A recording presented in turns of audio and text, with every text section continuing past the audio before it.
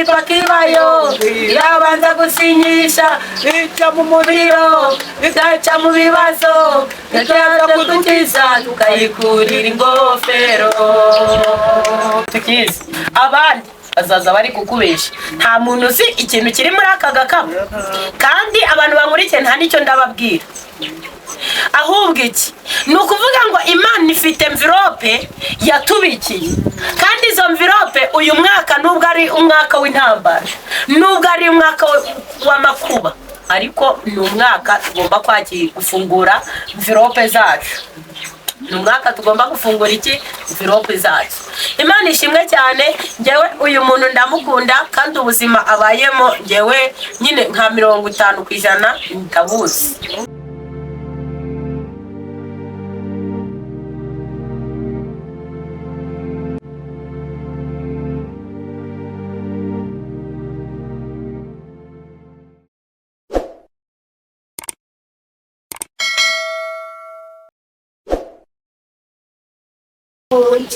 Imbere Mana isumba byose ntabwo umunyantege nke muri iyi si ko ndi umwimukira ntabwo ufite nagera mbere ingabo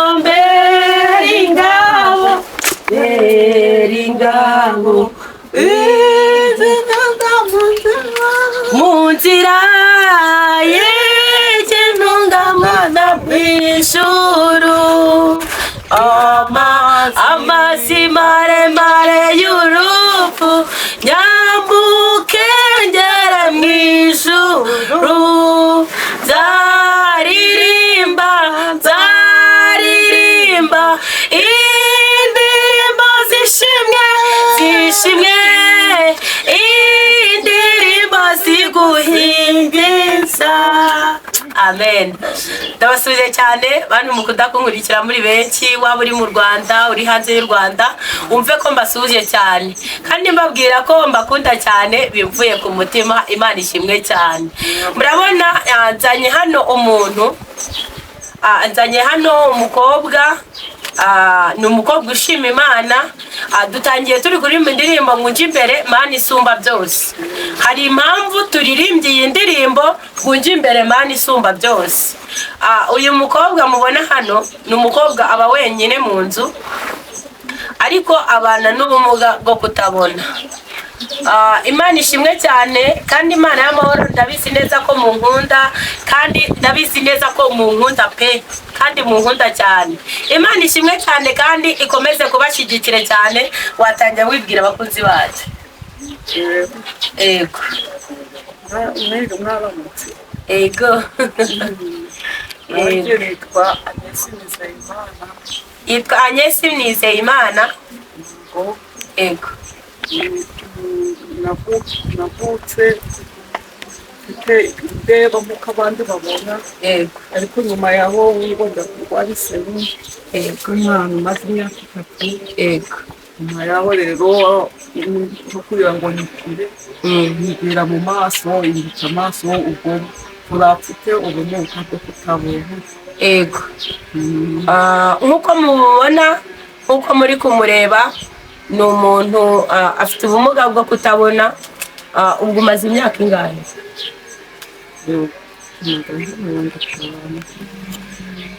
amaze imyaka 50 afite ubumuga bwo kutabona abantu bankuta kunkurikira narababwiye ngo buri mwe wese azakubera iki inyigisho cyangwa se agusigira isomo uyu ni umuntu ngewe ndamukunda uyu Agnes maze imyaka igera mu 8 muzi maze imyaka igera mu 8 muzi dusengana Imana ishimwe kubera ko yemeye ko kuntiza aha hantu kuri Aline Official TV akaba hageze Imana ishimwe cyane yanyigishije isomo uyu muntu iyo tugiye gusenga ushobora wowe kubureba ariko ugasiba amasengesho ariko uyu muntu ntabwo ajya asiba amasengesho ni ukuvuga ngo atanga abantu bareba kugera ku rusengero kandi agenda wenyine mu nzira urimo kugenda nayo mu nzira mbese ubundi ubwirwa n'iki ko ugeze ahantu jewe mwaza kumenya ariko imana ishobora byose njyewe ntari namenye imana nari nzi ko nta mana ibaho kuko ibibazo nari mfite kandi narafite ariko maze kumenya ko imana ihari maze gukizwa maze kumenya imana naragiye nkaja kubwira maze gukizwa kaza ngenda ari uko nguruwe n'abantu bakankurura bakageza ku rusengero ariko nanone afashe ibihe byo gusenga bwira imana nimbona ubwenje nyine kaza nijana mu nzu yawe nkamubuza ntabwo byasibana kugira nambaye umutunga mu nzu imana yarabikoze kuva mu hano njyenyine ndagenda ngeze mu rusengero ndagenda kuko umuntu nawe wagenda uri kureba ngo ngeze mu rusengero ubwo njyewe rero ni imana inyoboraga ngendana n'imana yasize amaso y'umutima yasize yampaye amaso y'umwuka ndagenda sinayoba inzira ngo ndobe niyo nubwo naba nzi iwanyu nagenda nkahagera kandi mfite rero n'imana yabikoze yavuye mu rugo mu bwigunge nawe nabonaga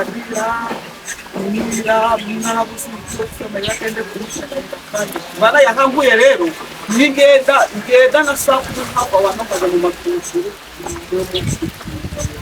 ukangira akagari no mukitaho njagayo bwenyine Imana ishimwe cyane kandi Imana y'amahoro ihabwe icyubahiro. Ndabizi hari abantu benshi baragira amatsiko yo kumbaza ngo ese ushobora kujya mu murima ugahinga, bakambaza mbese dushobora guteka ibiryo wabamara amatsiko. Teka nateka rwose kubera ko bituma nateka ariko guteka nateka rwose jewe nta muntu upfurira nta muntu ugute mbese no guteka nateka ndetse ko abo abahanzi babona ko nta muntu twagira ko byo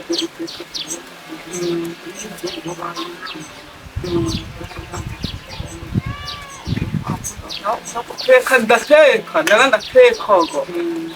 ndateka ibishyimbo nkabihimba n'ibishyimbo ndabirobanura no gukura nkakura ubwo ibishyimbo tubeshye buriya njyewe mba mfite amatsiko turi mu kiganiro bazanira ibishyimbo hano bitarobanuye mbereka ibipfira n'ibisigo jewe ibyo ndabikora ndanabishoboye ndabikora bwanjye nawe njyewe mureke mbabwire mwe abakozi banjye mwe ndabizi ko munkunda kandi munkurikira muri benshi ariko njye ndashaka kugira ngo uyu muntu tuzamugurire ibishyimbo tuzagura ibishyimbo tubizane noneho tushyire ku ntara cyangwa se ku iparato hanyuma turebe ko azaturobanurira ibipfu n'ibizima bivuze ngo ushobora guteka ukitekera uba wenyine muri iyi nzu yego nzi yuko bantu bahaga abana bakunda ntabwo umukobwa mugaca yashatse akaguma kubera mu gikeni niho bampaye yagera akagenda ubwo n'uwo twitwa ko turi kumwe nawe ari mu nzira z'abagenda ubwo rero mba njenyine kandi nawe ni ukujya ajya kuryama mbaga njenyine yego Imana ishimwe cyane kandi Imana y'amahoro ihabwe icyubahiro. None se Agnes we siko watubwiye ngo witwa abantu ndabizi neza uyu muntu muramukunda ufite telefone hanyuma umenya ute umuntu uguhamagaye uguhamagaye ndamwitaba aho nitabira ndahazi no guhamagarira agahazi ikintu ntazi ni amazina y'umuntu n'ibindi byose abizi Imana ishimwe cyane. Reka mbabwize ukuri mwa bantu mwe wowe ufite amaso yo kureba ndagira ngo nkubwire ngo nubwo imisonga yaza ikajyamo iwacu amaze igihe kirekire imyaka 50 abana n'ubumuga bwo kutabona murumva ni imyaka myinshi cyane ni imyaka myinshi nawe ubwawe wareba ukagira ubwoba ikibazo cyose ufite hanyuma ndagira ngo nkubwire iri jambo rivuga ngo Imana irabizi ko ugifite sibyo Imana irabizi ko ugifite iwacu atubwiye ukuntu Imana imuyobora nese umenya uteka ibiryo byahiye fata gato gashiramo wateka ibiryo ukabyongeramo amazi umenya ko amazi yanakamye ukongera ukaberwa ko ibiryo byahiye ukafata igereka ukayoza ukayishyiraho ukaberwa ko wahishije ibiryo yego Imana ishimwe cyane kandi Imana ihabwa icubahiro, kandi uri mu bantu b'abakozi b'Imana b'abavugabutumwa bavuga ko Yesu agira neza kandi agira neza bugaca bukira. Ese ni irihe jambo riri kugufasha muri iyi minsi? Tubwire nyine ijambo ry'Imana riri kugufasha muri iyi minsi.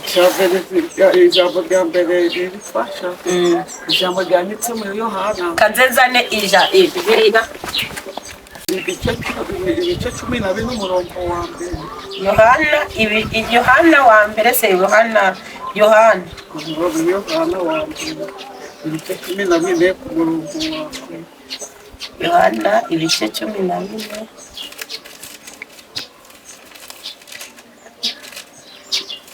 umurongo wa mbere havuga gute? Havuga ngo muhagarike imitima yacu muzere Imana. Amen. Kuko mu rugo rwa data harimo amazu menshi. Yego. Yaba adahari bambabwiye ko ntayaha. Yego. Iyo nubwo ahari niyo mpamvu mbabwiye ngo aho ngiye kuja namwe ariho muza. Amen. Ko Yesu niwe nzira yakwe kuri mwe w'ikirizo. Hauzaza kwa data atari njyewe cyane. Amen. Haleluya. Haleluya. Ijambo rivuga ngo kubaho wite muri Yobu wite 28:28. Kubaho Uwiteka nibwo bwenge kandi kuva mu byaha niko kujijuka. Amen. Kubaho Uwiteka Bibiliya iravuga ngo maze arambwira umuntu ngo maze abwira umuntu ati kubaho Uwiteka, dore kubaho Uwiteka nibwo bwenge. Nkunda kubwira abantu nkababwira ngo waba ufite amafaranga ukubaha Imana, waba uri umukene ukubaha Imana, waba wambaye ubusa ukiyubaha Imana, mbese ikintu cyose waba ufite, nubwo waba utwara imodoka yihe, ugomba kubaha iki? Imana. Imana ishimwe cyane kandi Imana y'amahoro ihabwa icubahiro. Nshirira amagambo y'Imana mfasha hane indirimbo bifasha. Imana ishimwe. Ngewe Anyesi Imana ishimwe kubera ko twahuye. Hanyuma ngewe Anyesi namumenye kubera indirimbo akunda kuririmba. Harya nye wayinyibutsa indirimbo ukunda kuririmba ngo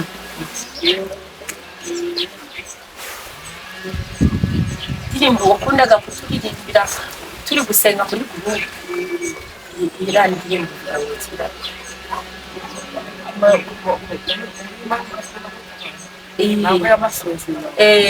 iyo ndirimbo ndashaka ko uyituririmbira hanyuma Imana ikaguha umugisha. Iyo ndirimbo yituririmbira. Imana urugwego ije muntu wayitangiye Imana iramutu okayo ije muntu wayitangiye Imana urugwego gutabara ntamupakiri bayombe abanza gushingisha ica mu muriro igaca mu bibazo ikaza kudukiza tukayikurira ingofero. Imana urugwego gutabara nde muntu wayitangiye imbere. Imana urugwego kwayo nde muntu wayitangiye imbere. Imana urugwego gutabara nta mipaka ibayo irabanza gusinyisha ica mu muriro igaca mu bibazo ikaza kudukiza tukayikurira ingofero. Amateka bahindura amagambo bati murokore ni umunyamugisha kandi ari ruvumwa, nawe ukagenda cyane we nk'uwahawe umugisha. Ihinduye amateka bahindura amagambo bati murokore ni umunyamugisha kandi ari ruvumwa, nawe ukagenda cyane we nk'uwahawe umugisha. Etekereza Daniyeli mu rwobo rw'intare reba na Saduraka Meshaki n'Abedenego bahawe umugisha barawumanukana n'umuriro uratinya uhinduka nk'igitariho ng'amagambo baratsinzwe kubera uwo mugisha.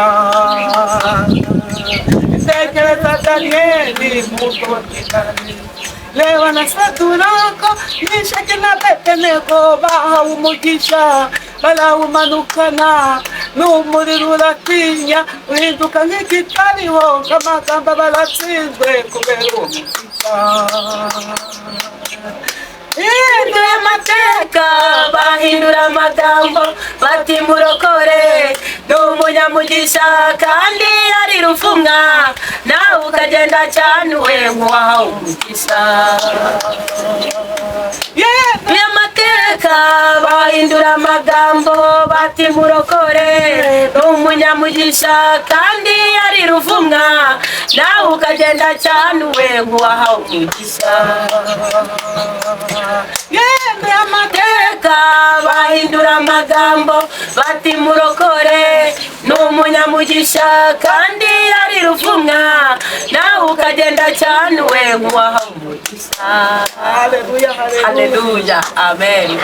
Ngiyi hinduye amateka bahindura amagambo bati murokore ni umunyamugisha kandi baramufataga nk'umunyamuvumo. Buriya reka nkubwire aho abantu bagufata nk'umunyamuvumo, iyi Imana niguhindurira amateka uzahinduka umunyamugisha. Amen. Imana ishimwe cyane kandi Imana y'amahoro ihabwa icubahiro. Hano murabona akantu mfashe ubu mfashe agati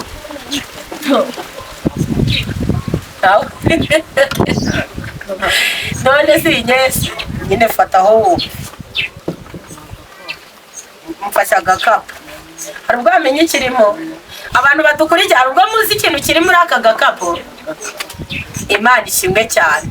Buriya hari umuntu wavuze ngo yaratubwiye ati uko ureba aka gakapu ikintu kirimo ni njyewe n'Imana, nitwe tukizi, abandi bazaza bari kukubesha. Nta muntu uzi ikintu kiri muri aka gakapu kandi abantu bankurikiye nta nicyo ndababwira. Ahubwo iki ni ukuvuga ngo Imana ifite envelope yatubikiye kandi izo envelope uyu mwaka nubwo ari umwaka w'intambara, nubwo ari umwaka w'amakuba, ariko ni umwaka tugomba gufungura envelope zacu. Ni umwaka tugomba gufungura iki envelope zacu. Imana ishimwe cyane. Ngewe uyu muntu ndamukunda kandi ubuzima abayemo ngewe nyine nka 50% ndabuzi. Ubu ni Yesu kumva kubaho ni Imana, kubya ni Yesu, kwambara ni Yesu, isi dusabure ni Yesu, kwisiga amavuta ni Yesu, batarabona Imana nambara udupfotero, nambara ukwezi n'isezerano, nambara kugambara ubusa akenda nkakapumura kakambara kakamesa n'ijoro kugira ngo byuke ndakambara rero kwambara ariko Yesu yabangiye bakaburira. Amen. None si Anyesi wambaye telefone, ngewe ndikumva cyaka kukugurira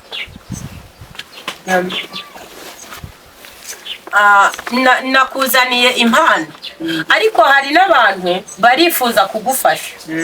Wenda barifuza kukugurira icyo guteka, barifuza kukugurira umwenda wo kwambara, mbese urahura n'ingeri nyinshi zifuza nyine kugufasha mu buzima ubayemo. Inzarimo niyo bamutije, isaha ku isaha bamwirukana muri iyo nzu akagira gute, nta n'inzugi ziri mu nzu bamutije. Twamufasha kubaka inzu bikemera, twamufasha kwambara bikemera, ndetse twamufasha buri kimwe icyo ari cyo cyose cyakenerwa ku muntu uwo ari we wese ugize gute ushaka gufasha. Nimero yawe uyizi mu mutwe ngo uyibwire abantu bazagukurikira bakagukunda nk'uko nanjye nagukunze, bikaba byatumye mfata umwanya wanjye nkaza kugusura? ndayizi mu muntu. Yego yitubwiye. Nayijanye kumurira ariko nize mu muntu. Yego. Ni 0,7 0,7 8 59 59 50 50 75 kabiri. Ya ni nimero y'umukobwa wacu Agnesi. Niyo mazina abaruyeho. Iyo nimero ye ibaruye kuri Nizeyimana. Imana ibamera umugisha. Hanyuma njyewe rero ntabwo naje gutyo gusa, ahubwo naje nk'umuntu nyine nk'umukobwa. Abakobwa bagenda bafite impano ukuntu utamenye zarizo, sibyo?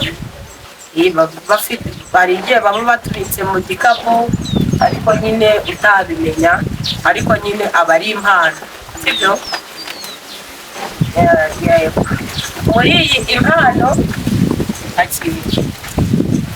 yewe namuzaniye impano ifunze, irafunze. Abandi reba bafite amatsiko kandi utayifungura imbere ya kamera, ariko uri kumva ko iremereye. Biterure wumve, abantu mutagira ngo nta kintu kirimo. Dore kiraremereye, fataho nawe ubyumve ko kiremereye. Hanyuma rero Imana ibaha umugisha cyane, kandi nanjye ndabizi neza ko mu nkunda. Hanyuma nimero ye turaza kuyishyira ku kiganiro kugira ngo niba wamukunze ubashe kumufasha. Murakoze.